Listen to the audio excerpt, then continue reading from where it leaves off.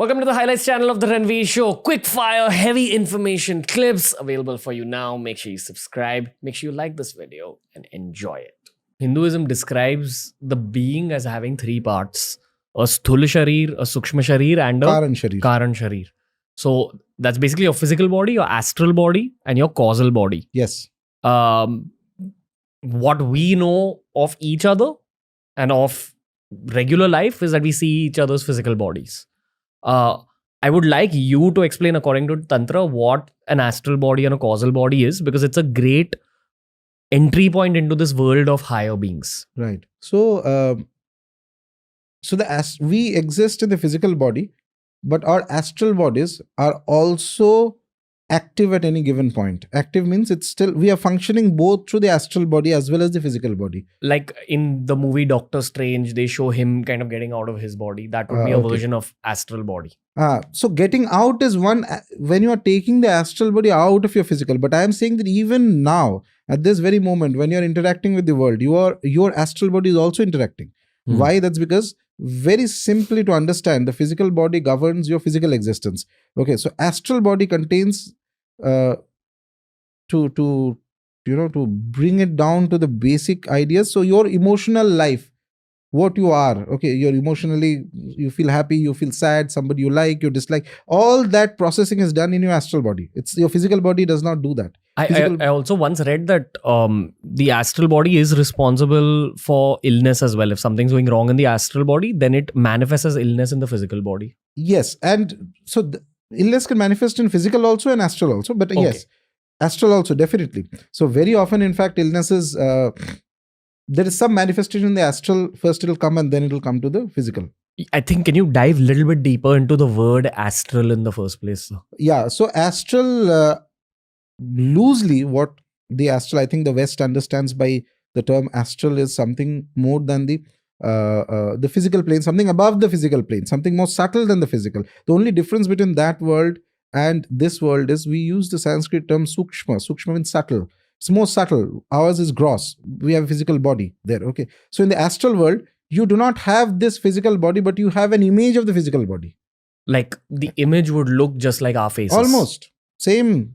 And the tendencies that you have, you like something, maybe you like this kind of food, this kind of clothes, this kind of conversations, this people, etc. The likes, dislikes, all that's also very much there in the astral. What is the difference? The difference is there's no physical presence. There's no sthula sharir. Sthula means physical. Gross body is not there. Your gross body, arms and legs is not there. Okay. Okay. So that allows you certain things. If you are able to control the astral body, you can move around in that. You can see beings in that. But yeah, all types of entities are there. Good, bad, everything is there. And it's large part of the various, what we call, in all religions for that matter, beings, whether they're slightly higher beings or slightly lower beings, etc. It's all things that are there in the astral plane. I think in Islam there's jinns, and in Christianity there is aspects of Satan like demons. So yeah, demons and all things like that. Those are there.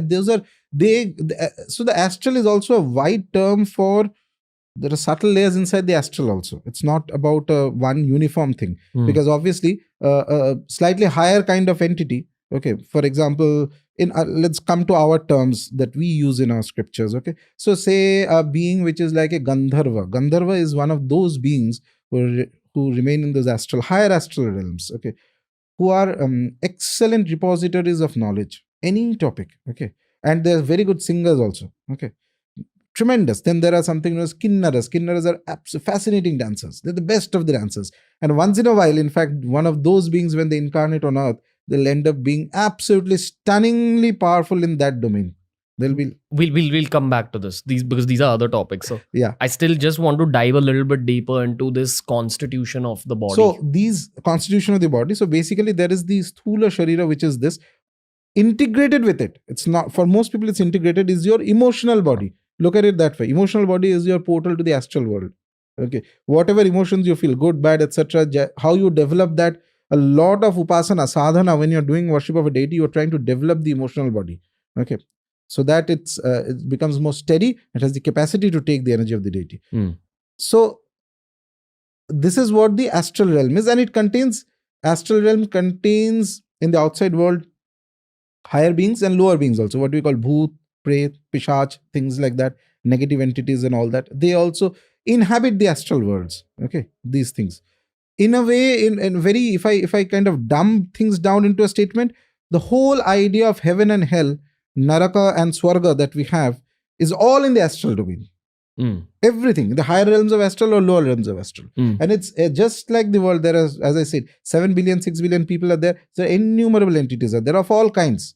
Some benevolent, some malevolent, some indifferent to you, just like that. It's just like the world. Okay. And you follow the same cautions. If you go out on the road, you follow the cautions of when you meet an ordinary person or an average outsider. Same cautions you will have to follow, perhaps more than that, if you were to traverse into these zones. Like possibly going out at night is more dangerous than going out in the day. Those times. So there are certain zones you would be careful of entering.